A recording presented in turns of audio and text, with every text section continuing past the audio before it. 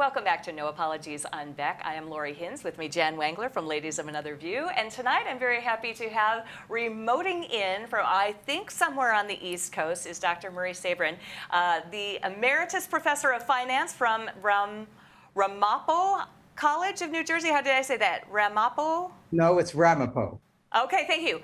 All right, Ramapo College of New Jersey, and also the founder of the Sabrin Center for Free Enterprise. Is that correct?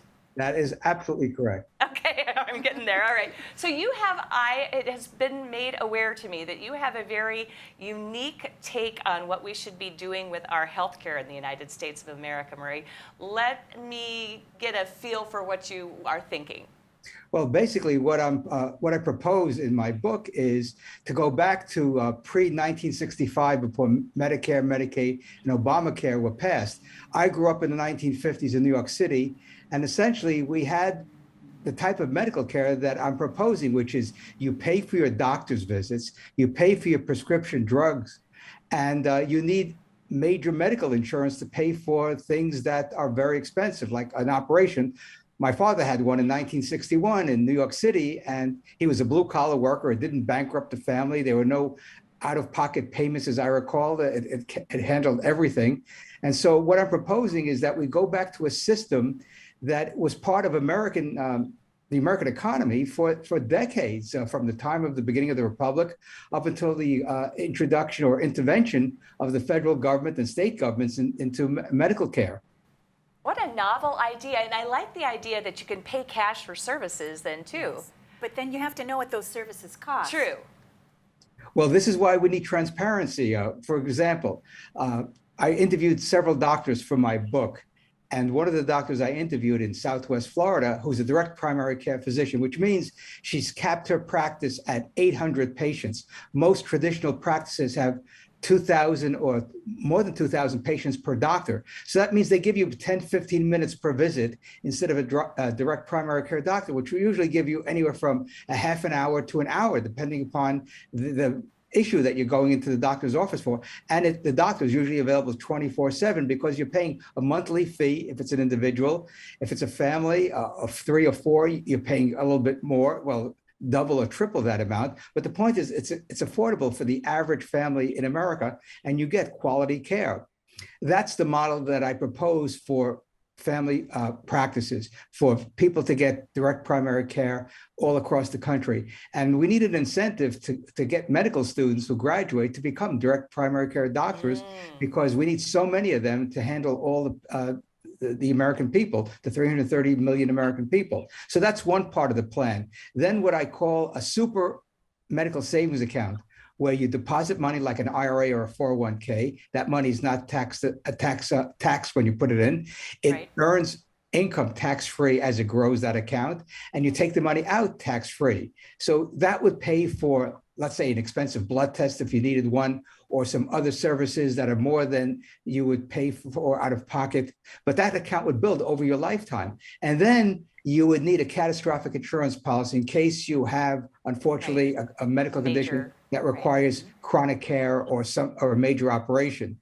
And then the fourth part, which is very important, which would eliminate Medicaid, is nonprofit medical centers all across the country that average people can help fund. Or I throw down the gauntlet to Jeff Bezos, Warren Buffett, Bill Gates, Michael Bloomberg, the multi-billionaires in America that can literally fund the creation of all these centers around the country. Sure. Then the community can pay for them, which could be very modest, in order to get medical care to indigent people and poor people. I helped create one in Bergen County, New Jersey. I support 2 others in New Jersey, and I hope to support some here in Florida as we settle in. So that's my basic overall model, is getting the government out of medical care completely in terms of the payment of services. And because everything that the government does is paid for by the people. It comes out of people's pockets, whether it's through taxes or through other means that the government imposes on the people. So I'm basically calling for the real revolution to what has gone on the past 100 years, where government has incrementally increased its role in the delivery of medical care and the payment of medical care by imposing these incredible taxes on the American people. The other bonus of this would be you would do away with employer-based insurance then that way, Absolutely. wouldn't you? Well, you can have employer-based insurance in the sense that employers can contract with direct primary care doctors. They can contract with laboratories in order to get their employees, the best possible price. So what I'm looking for is transparency on websites for doctors and other medical providers, and the direct cash payment, which what it does, it connects the buyer and the seller of a service.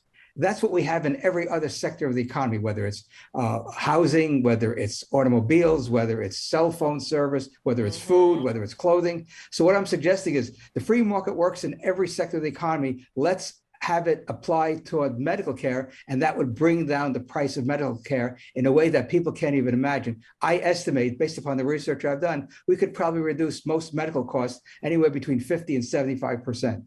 Wow. Wow.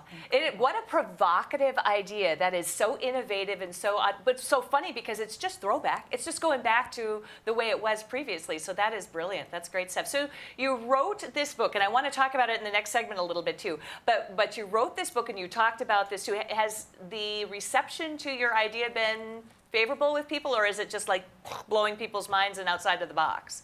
Well, obviously, the talk show hosts that have interviewed me love the idea because they understand that it's common sense. It's not brain surgery or rocket science to deliver a service based upon the individual consumer and the provider of the service. We have this all the time in our lives, and the most important thing is that the doctor-patient relationship is the most intimate outside of a marriage or a long-term relationship. We have to have faith in our doctors. We have to have trust in our doctors, and they shouldn't be insurance companies and the government should not be looking over their shoulder in terms of providing medical care. That is so true. I absolutely agree. Well, it sounds good to me. I mean, it seems like I do have an HSA already, a health savings account, and I think that works beautifully. It's a brilliant idea. It's very simple. It's very easy to use. I don't know why, it couldn't be expanded. Well, this is why I've talked to my local congressman last week. I gave him an outline of my proposal.